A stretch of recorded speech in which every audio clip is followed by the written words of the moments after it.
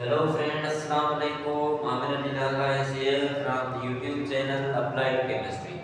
दोस्तों आज का हमारा टॉपिक है environmental chemistry from the matric class chapter number 5 part number 1 atmosphere. Atmosphere जो है हमारे एनवायरमेंटल केमिस्ट्री के दो चैप्टर हैं मैट्रिक क्लास में। पहला हमारा जो चैप्टर है वो पार्ट 1 एटमॉस्फेयर के बारे में एंड इन्वायरमेंटल केमिस्ट्री पार्ट 2 हमारा जो है वाटर के बारे में है। तो हम इन्वायरमेंटल केमिस्ट्री जो है एटमॉस्फेयर के बारे में पढ़ेंगे वो क्या होता है। The branch of chemistry which deals with the study of those chemical substances which are present in the environment.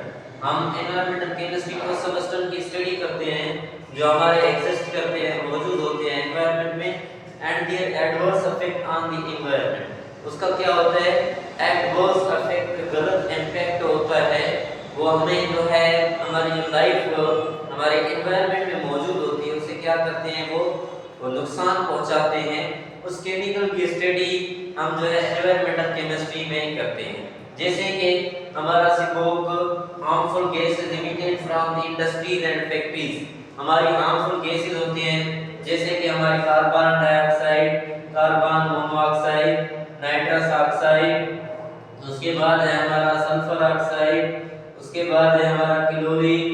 ये सारी की सारी जो गैसेज है हमारी ये क्या है हमारी हार्मफुल गैसेज है। ये हमें कहाँ से मिलती हैं जो है फैक्ट्रीज इंडस्ट्रीज से ये क्या हो जाती है हमारी इमिट आउट हो जाती है। जो हमारा ट्रांसपोर्ट सिस्टम होता है, ट्रांसपोर्ट सिस्टम मतलब हमारी जो गाड़ियाँ चल रही है उसमें हमारे जो बर्निंग ऑफ फॉसिल फ्यूल है, हमारे फॉसिल फ्यूल जल रहे हैं, हमारे जो है पेट्रोकेमिकल्स हो रहे हैं, जो पेट्रोलियम की हेल्प से जो हमारे केमिकल रिएक्शन हो रहे हैं, जैसे कि हमारा जो सारा का सारा ट्रांसपोर्ट सिस्टम है उसमें वो हम फ्यूल इस्तेमाल कर रहे हैं, फ्यूल वो कन्वर्ट हो रहा है हमारा स्मोक में, उसमें ये बहुत सारी जो है हार्मफुल गैसेस उसमें क्या कर रही है एग्जिस्ट कर रही है। और ये क्या है हमारे बात जो है एनवायरनमेंट में हमारे एटमॉस्फेयर में ये टॉक्सिक सब्सटेंस है।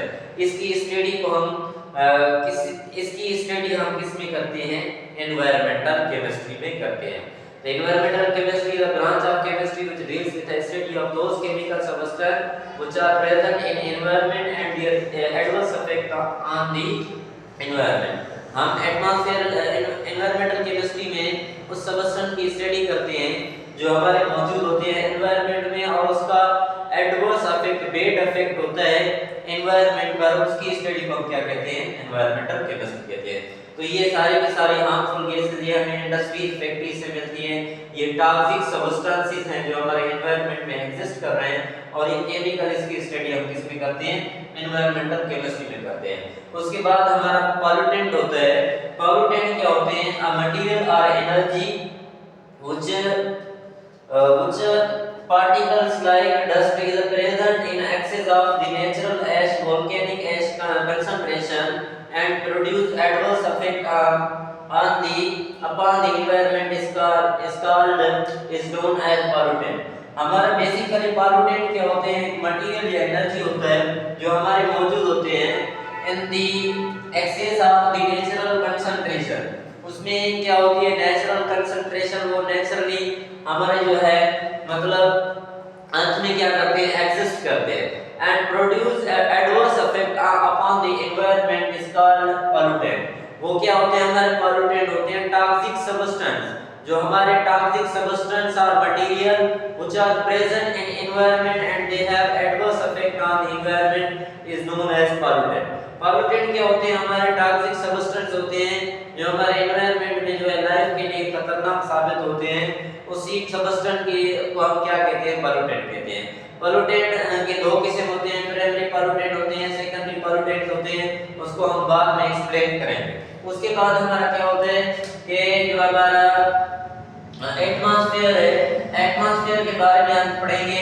ये एटमॉस्फेयर जो हमारा एनवायरमेंटल केमिस्ट्री है उसका जो पार्ट है वो हमारा एटमॉस्फेयर के बारे में है। तो एटमॉस्फेयर को आपकी डेफिनेशन का आपको पता होना चाहिए कि एटमॉस्फेयर होता क्या है। बेसिकली हमारा क्या होता है एटमॉस्फेयर इज अ ब्लैंकेट और layer of the gases, layer और blanket of the gases is called atmosphere. Atmosphere हम किसको कहते हैं, ये क्या होता है, ब्लैंकेट होता है, लेयर ऑफ गैसेस होता है, जिसे हम क्या कहते हैं, एटमॉस्फेयर कहते हैं। The earth is surrounded by the layer of the earth is surrounded by the layer of gases। हमारा जो अर्थ है उसमें क्या होती है, बहुत सारे गैसेस मौजूद होती हैं। वो उसको हम क्या कहते हैं, जो है उसके कॉम्बिनेशन को, उसकी कंसंट्रेशन को हम क्या कहते हैं, एनवायरनमेंट कहते हैं। मैं आपको ये भी बताता चलूं कि हमारा जो एनवायरनमेंट है उसकी जो कंसंट्रेशन है 1000 किलोमीटर तक हमारा जो है ऊपर जा रहे हैं, मतलब अर्थ से ऊपर 1000 किलोमीटर जा रहे हैं। तो एनवायरनमेंट की ये क्या है, थिकनेस है। एनवायरनमेंट की जो है कंसंट्रेशन इतनी है, कितने डिस्टेंस तक हमारा क्या एनवायरनमेंट एग्जिस्ट कर रहा है। हमारा जो एटमॉस्फेयर सॉरी एग्जिस्ट कर रहा है, मैंने एनवायरनमेंट बताया। एटमॉस्फेयर की जो थिकनेस है वो इतनी है हमारी 1000 किलोमीटर उसकी क्या है, थिकनेस है। हम जो है अर्थ से ऊपर 1000 किलोमीटर जा रहे हैं, तो ये थिकनेस ऑफ हमारा क्या एटमॉस्फेयर है। Atmosphere protect earth like a big blanket. हमारा जो एटमॉस्फेयर होता है वो प्रोटेक्ट करता है अर्थ को बिग ब्लैंकेट, जैसे कि हमारा कंबल होता है उसी की तरह, वो बड़ा कंबल है उसी की तरह वो हमारे अर्थ को क्या कर रहा है, प्रोटेक्ट कर रहा है from the harmful radiation and harmful जो है सबस्टेंस, उसी को क्या कर रहा है, प्रोटेक्ट कर रहा है। उसे हम क्या कहते हैं, जो है एटमॉस्फेयर कहते हैं। और वो act like a blanket of insulation. Insulation वो मतलब वो क्या कर रहा है, एटमॉस्फेयर को क्या कर रहा है, हमारा जो है एटमॉस्फेयर एक जो है लेयर ऑफ गैसेस है वो जिस पर हमारी जो लाइफ रह रही है हमारी अर्थ पर, उसको क्या कर रहा है, वो प्रोटेक्ट कर रहा है।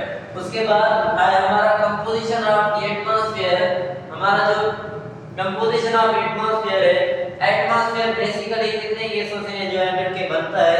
हमारी 3-4 गैसेस उसमें क्या कर रही है, एग्जिस्ट कर रही है, और बाकी गैसेस हैं वो भी हमारी लिमिटेड अमाउंट, स्मॉल अमाउंट में क्या है उसमें एग्जिस्ट कर रही है। जो मेजॉरिटी में गैसेस एग्जिस्ट कर रही है, हमारा जो एनवायरनमेंट है 87% जो है वो बना रहा है, उसको कौन सा गैस बना रहा है, हमारा नाइट्रोजन बना रहा है, ठीक है। उसके बाद जो है हमारा जो है 20% जो हमारा ऑक्सीजन है वो हमारे जो है एटमॉस्फेयर में क्या है, मौजूद है। और कार्बन डाइऑक्साइड जो है वो इतना परसेंट हमारे एटमॉस्फेयर में मौजूद है। और आर्गन और अदर जो गैसेस है हमारी नोबल गैसेस,